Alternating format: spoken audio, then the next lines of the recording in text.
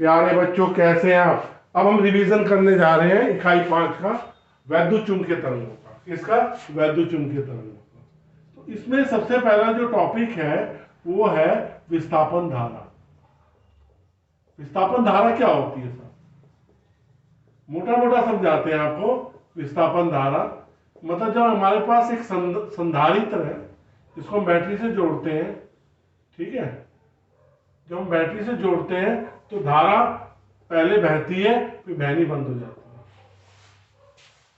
धारा बह रही है इस समय, जब हमने कुंजी को जोड़ा उस समय पश्चात ना जो उसमें धारा बहनी बंद हो जाती है। ये धारा किस लिए बहती है? बिगिनिंग में जब शुरुआत में जब धारा बहाते हैं तो ये प्लेटें आवेशित होती है। विभवांतर में अंतर के कारण वैद्युत क्षेत्र में परिवर्तन होता है, और इस वैद्युत क्षेत्र के परिवर्तन के द्वारा एक धारा उत्पन्न होती है, उसे कहते हैं विस्थापन धारा, d∅e/dt।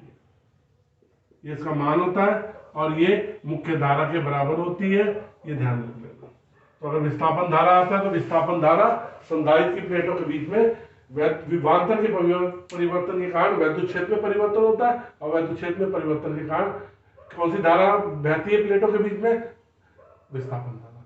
और जब प्लेटों में विभवांतर समान हो जाता है, क्योंकि हमने डीसी से जोड़ रखा है, प्लेटों में जब विभवांतर समान हो जाता है तो धारा बहनी क्या हो जाती है? बंद हो जाती है, परिपथ ये स्विच ऑफ कर देता है। अब आती है वैद्युत चुंबकीय तरंगे। वैद्युत चुंबकीय तरंगे क्या है? एक ऐसी तरंग जिसमें वैद्युत क्षेत्र और चुंबकीय क्षेत्र एक दूसरे के लंबवत है। वैद्युत क्षेत्र और चुंबकीय क्षेत्र एक दूसरे के लंबवत है, तथा तरंग के संचरण की दिशा के भी ये लंबवत है। ये तरंग के संचरण की दिशा है।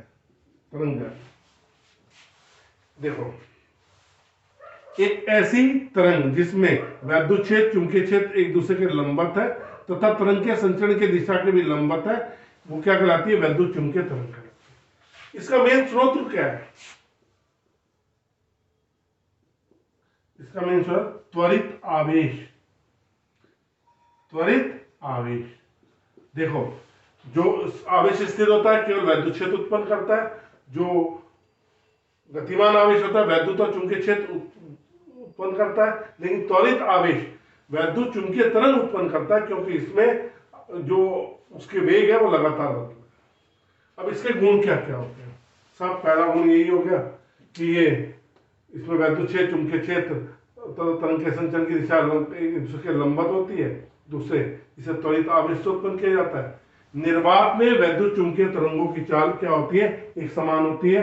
कितनी होती है? 3 × 10⁸ मीटर प्रति सेकंड। ये ध्यान कर लेना।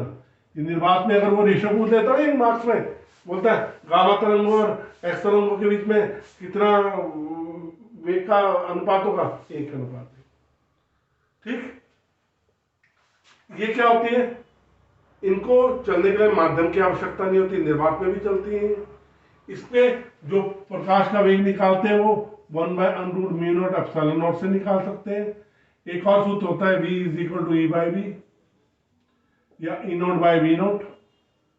C का मान कर सकते हैं इसे, जो अगर निर्वात में चल रही है तो माध्यम में चल रही है। ये जो वैद्युत क्षेत्र और चुंबकीय क्षेत्र के बीच में एक समान रूप से विभाजित होती है, और जितने भी प्रकाश के प्रभाव होते हैं वो वैद्युत क्षेत्र के कारण होते हैं। राइट। अब आता है हमारा वैद्युत चुंबकीय स्पेक्ट्रम। वैद्युत चुंबकीय स्पेक्ट्रम क्या होता है? वैद्युत चुंबकीय स्पेक्ट्रम, जब हम वैद्युत चुंबकीय तरंगों को उनके घटते या बढ़ते क्रम में रखते हैं तो क्या मिलता है हमें? वैद्युत चुंबकीय स्पेक्ट्रम मिलता है। तो हम कहां से शुरू करते हैं? गामा किरण से। गामा किरण, फिर क्या होती है? एक्स किरण, फिर क्या होती है? पराबैंगनी, फिर क्या होती है? दृश्य, फिर कौन सी होती है? अवरक्त, फिर कौन सी होती है? माइक्रो, फिर कौन सी होती है? रेडियो। सब गामा किरणों की उत्पत्ति कहां से होती है? नाभिक में रेडियोएक्टिव विकिरण में होती है। एक्स किरणों की भी उत्पत्ति कहां से होती है? जब किसी फास्ट मूविंग मतलब बहुत तेजी वाले इलेक्ट्रॉनों को किसी हाई जेड मतलब अधिक परमाणु क्रमांक वाले टारगेट से टकराते हैं। पराबैंगनी आ रही है आपकी आकाश से, दृश्य आपको पता ही है।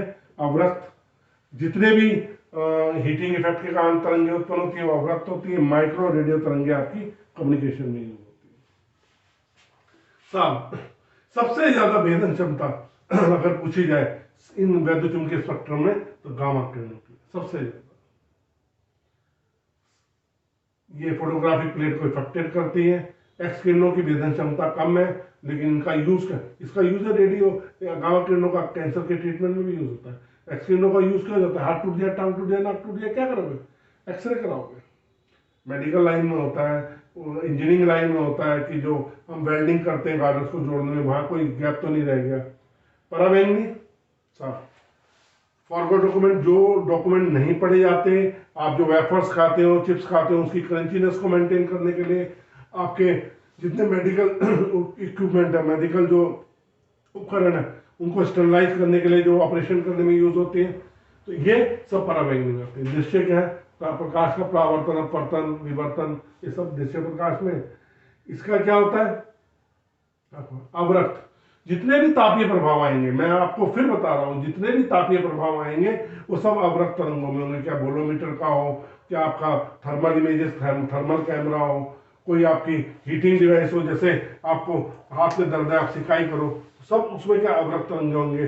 फॉग में, मिस्ट में मतलब कोहरे में देखने में अवरक्त तरंगे होते हैं। माइक्रो रेडियो तरंगे क्या होती हैं? कम्युनिकेशन में यूज होती है। मतलब आप बेतार, मतलब आप मैच का हो रहा है, ऑस्ट्रेलिया में, और आप यहाँ पे देख रहे हैं सैटेलाइट के थ्रू। तो ये सब आपको मैंने एक डिटेल बता दी है, आपको बता दिया है कि आपके साथ कैसा क्वेश्चन पूछा जा सकता है कि गामा किरणों और दृश्य प्रकाश के बीच में निर्वात में वेगों का अनुपात बताइए। 1:1 वो नहीं बदलता। ये केवल तापीय प्रभाव दिखाती है। ये फॉरवर्ड डॉक्यूमेंट्स क्रंचीनेस, स्टरलाइजेशन के लिए, ये मेडिकल में है। और गामा किरणों की भेदन क्षमता सबसे ज्यादा है। और रेडियो तरंगे और माइक्रो तरंगे किसमें होती है? बेतार में। बच्चों, आपको मेरी वीडियो अच्छी लग रही है, लाइक जरूर कर